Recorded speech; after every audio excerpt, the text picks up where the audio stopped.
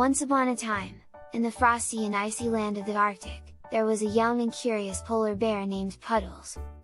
Puddles loved to explore his snowy home and always had a lot of questions about the world around him. One day, as Puddles was walking through the snow, he came across his friend, a mother polar bear named Snowy.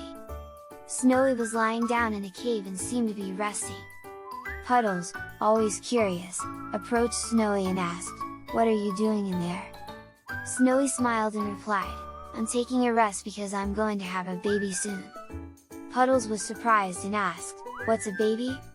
Snowy explained that a baby was a small polar bear that would grow inside her belly and then be born.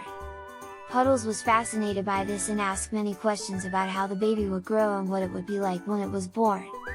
Snowy patiently answered all of Puddles' questions, and Puddles listened intently, fascinated by the idea of new life growing inside Snowy.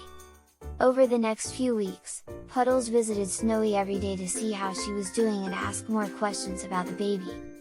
He even brought her fish and helped her gather soft materials for the baby's bedding. Finally, one day, Snowy emerged from the cave with a tiny, furry bundle in her arms. Puddles was overjoyed to meet the new baby polar bear and was amazed at how small and delicate it was. As the days passed, Puddles watched as the baby polar bear grew stronger and started to explore the world around it. Puddles learned a lot about pregnancy and babies from Snowy, and he was grateful to have such a wise and patient friend. And from that day on, Puddles always had a special place in his heart for the miracle of new life and the joy it brings.